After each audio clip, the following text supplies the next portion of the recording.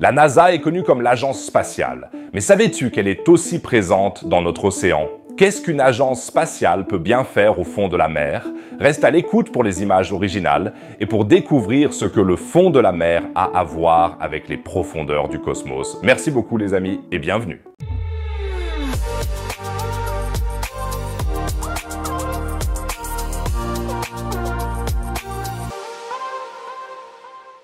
Qu'est-ce que l'océan et l'espace ont en commun?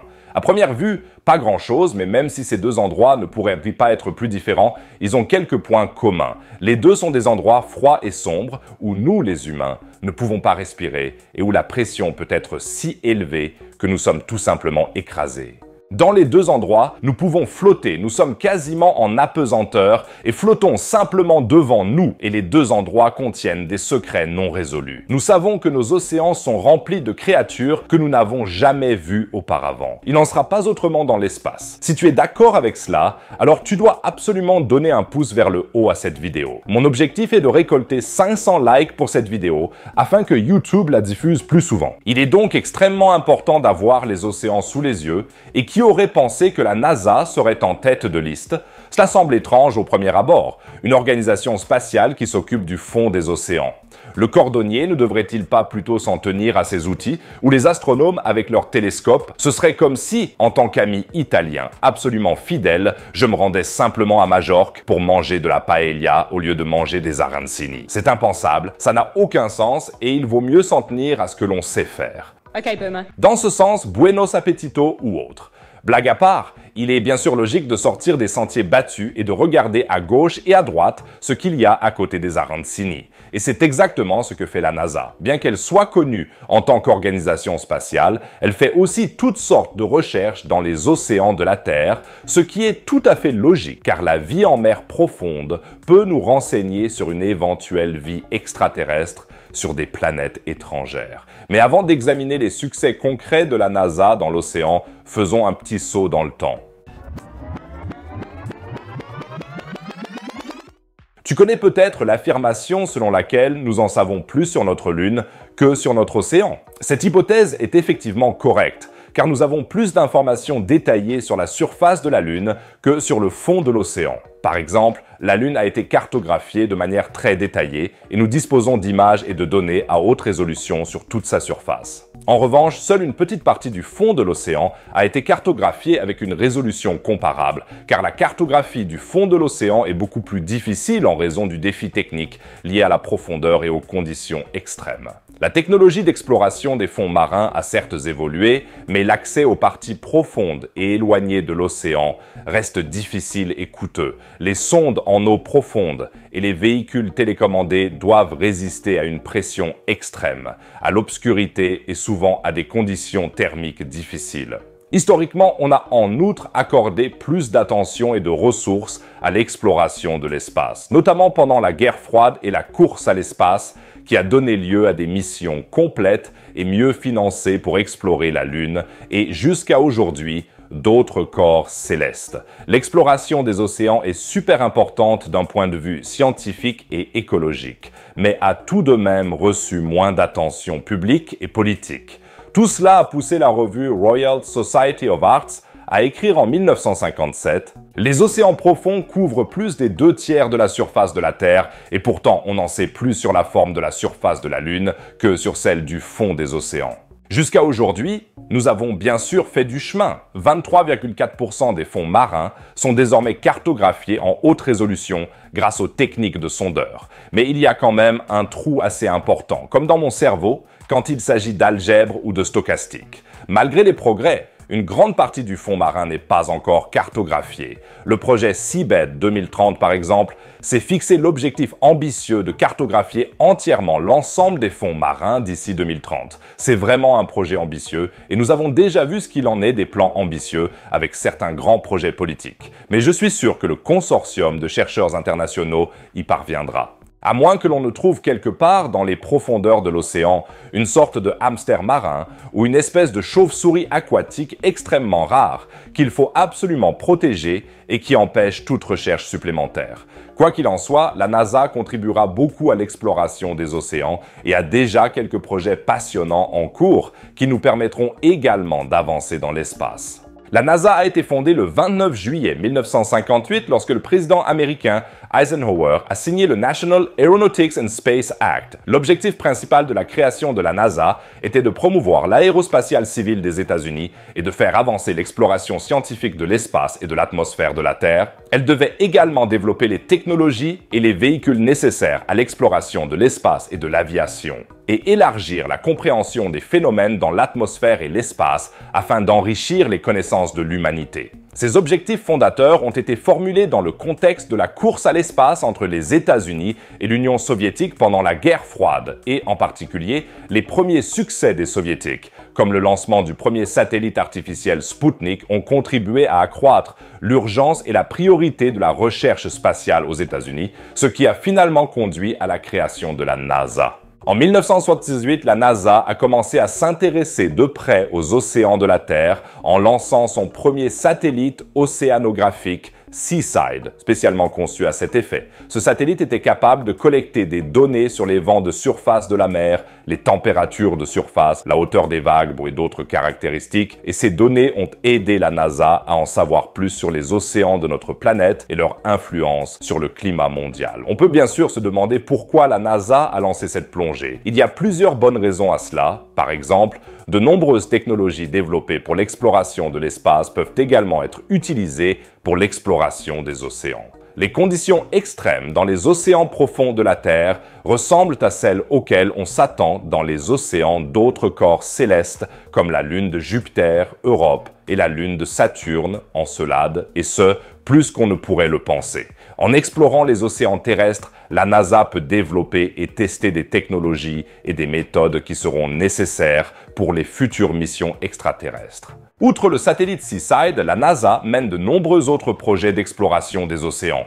Par exemple, dans le cadre des missions Nemo, la base Aquarius Reef au large de la Floride accueille des astronautes dans un laboratoire de recherche sous-marin où ils travaillent sous l'eau dans un environnement spatial simulé, se préparant ainsi à de futures missions spatiales. L'Aquarius Reef Base est la seule installation de recherche sous-marine habitée en permanence au monde. Elle se trouve à environ 19 mètres sous le niveau de la mer et se compose d'unités de vie et de travail. Les conditions confinées et isolées ressemblent à celles de l'ISS, sur la Station spatiale internationale, et offrent des possibilités d'entraînement optimales. N'hésite pas à me dire dans les commentaires si tu te sentirais capable de travailler plusieurs jours dans ces conditions.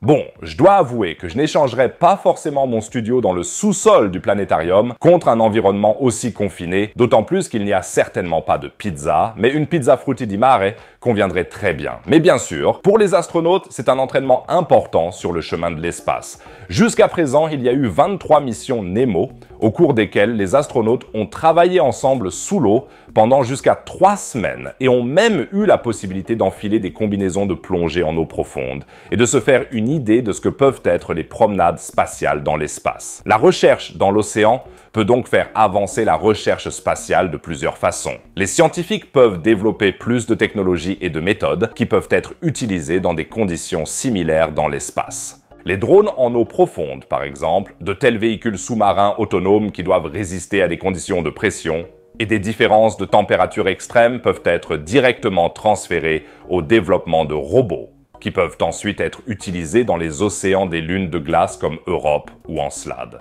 Ces technologies doivent fonctionner de manière autonome, car la communication radio est très limitée à de grandes profondeurs et sur de grandes distances. Qui sait, peut-être que des systèmes autonomes nageront bientôt dans les océans sous-glaciaires d'Encelade à la recherche de petits hamsters marins. Il est également très important d'étudier les formes de vie extrêmes sur Terre. La découverte de formes de vie dans des environnements extrêmes, comme les sources hydrothermales dans la zone hadale de la fosse des Mariannes, montrent que la vie peut exister et prospérer dans des conditions aussi bizarres. Alors pourquoi pas dans l'espace? Ces découvertes élargissent la compréhension de l'endroit et de la manière dont la vie pourrait exister dans l'univers, où des conditions similaires à celles d'Europe et d'Encelade pourraient exister, car les deux ont des océans liquides sous leur croûte de glace. Sur Europe, cet océan se trouve sous une couche de glace de 10 à 30 km d'épaisseur, tandis que sur Encelade, des geysers qui projettent de la vapeur d'eau et des particules de glace dans l'espace ont été détectés. On suppose que des activités hydrothermales ont lieu au fond de ces océans, un peu comme les sources hydrothermales sur la Terre, qui sont en effet riches en vie. Ces sources de chaleur peuvent fournir l'énergie nécessaire à l'existence de la vie. Et les fontaines de vapeur d'eau sur Encelade et les couches de glace sur Europe contiennent des molécules organiques simples et d'autres composés chimiques connus pour être des éléments constitutifs de la vie. Dans de bonnes conditions, ces molécules pourraient former des composés organiques plus complexes, peut-être la vie. Tout cela semble totalement prometteur et c'est pourquoi la NASA lancera en octobre de cette année la mission Europa Clipper qui étudiera l'habitabilité potentielle de la Lune Europe. Je diffuserai le lancement en direct début octobre. Ce sera un événement absolument historique. Si tu ne veux pas manquer de telles nouvelles, abonne-toi dès maintenant à ma chaîne, tu recevras une notification et tu m'aideras énormément. Alors abonne-toi et active la cloche. Merci les amis. Avec cette mission, les scientifiques veulent savoir si les conditions sur Europe peuvent permettre la vie telle que nous la connaissons. En 2030, la sonde spatiale atteindra alors Jupiter et pourra effectuer de nombreux tests sur place. Europa Clipper sera équipé d'une multitude d'instruments scientifiques, dont des caméras et des spectromètres, afin de pouvoir visualiser et analyser la surface en haute résolution. Il y aura des radars pour examiner la couche de glace et les eaux sous-jacentes, ainsi que des instruments thermiques pour enregistrer les différences de température et identifier les activités hydrothermales potentielles. La plupart d'entre eux ont déjà été testés par la NASA dans les océans et sont maintenant utilisés dans l'espace. Et ce n'est que le début. Imagine que nous soyons bientôt capables d'envoyer des robots cryogéniques en Europe, capables de se frayer un chemin à travers la carapace de glace de manière autonome et de plonger à des milliers de mètres dans l'océan. Une fois dans l'océan, les cryobots pourraient prélever des échantillons d'eau et les analyser sur place. Ils peuvent rechercher des biosignatures, comme des molécules organiques, des métabolites chimiques ou même des organismes vivants. Des instruments intégrés tels que des spectromètres de masse et des microscopes pourraient alors examiner immédiatement la composition chimique et l'éventuelle activité biologique dans les échantillons. Ils pourraient collecter des données et les transmettre à la surface via un câble ou une communication acoustique, d'où les informations pourraient ensuite être envoyées sur Terre. Les robots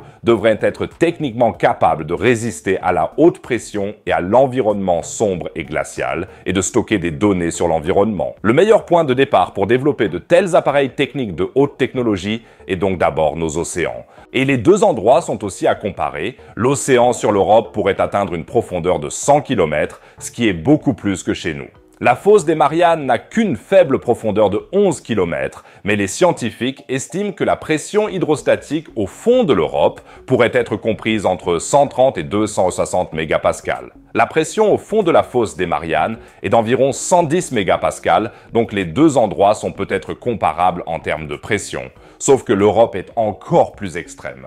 Quoi qu'il en soit, les deux endroits nécessitent des technologies robustes sur lesquelles il faut faire des recherches. Il existe par exemple le sous-marin Limiting Factor qui peut plonger profondément dans la fosse des Mariannes et résister à des profondeurs de plus de 10 900 mètres. Ce n'est pas encore suffisant pour l'Europe, mais les chercheurs ont encore un peu de temps pour développer un sous-marin interplanétaire correspondant. Dans le projet Valkyrie, Kapis Tibak, qui signifie Very Deep Autonomous Laser Powered Kilowatt Yo-Yoing Class Robotic Ice Explorer, j'adore les projets de recherche courts et clairs, les scientifiques étudient déjà la faisabilité d'un cryobot alimenté par laser, qui serait capable de fondre à travers la couche de glace sur l'Europe pour explorer l'océan. Le robot Valkyrie utilise un laser de grande puissance alimenté par un rover autonome à la surface. Et dans le projet ACEFIN, les chercheurs testent un petit robot en forme de torpille qui peut forer à travers les couches de glace et plonger dans l'océan sous-glaciaire. Il a déjà été testé en Antarctique afin de tester la technologie qui pourrait un jour être utilisée en Europe. Il faudra donc attendre encore un peu avant d'en arriver là. Mais que verrons-nous alors? N'hésite pas à le dire dans les commentaires, car je trouve que c'est vraiment passionnant de penser au type de vie que nous pourrions éventuellement voir, et à ce que cela fera surtout à notre compréhension de nous-mêmes et de la vie que nous connaissons. Peut-être que la vie sur Encelade nous semblera étrangement familière. Après tout, nous sommes aussi issus de l'eau. Peut-être qu'elle nous sera si étrangère que nous n'aurons pas de mots pour la décrire. En tout cas, la découverte de la vie dans le système solaire, à part la nôtre, aurait un impact énorme sur la probabilité de vie dans l'univers entier. Nous pourrions alors partir du principe que la vie est tout à fait normale et que les petits aliens bouillonnants sont la norme dans les autres systèmes stellaires. Espérons que la NASA continuera à mener à bien ses recherches sur les océans et qu'elle se lancera dans l'espace avec ses connaissances pour répondre définitivement à la question. Y a-t-il vraiment de la vie là-bas? Dès qu'il y aura des nouvelles, je vous en informerai immédiatement. N'oublie donc pas de t'abonner et d'activer la cloche. Et si tu as envie d'encore plus de recherches terrestres, clique sur la vidéo affichée, car quelque chose de vraiment étrange a été découvert sous l'Antarctique. Sous les glaces éternelles se cache quelque chose qui a coupé le souffle des scientifiques. Et n'hésite pas à faire un tour dans la boutique Astro, sinon je dirai à la prochaine vidéo. Au revoir les amis.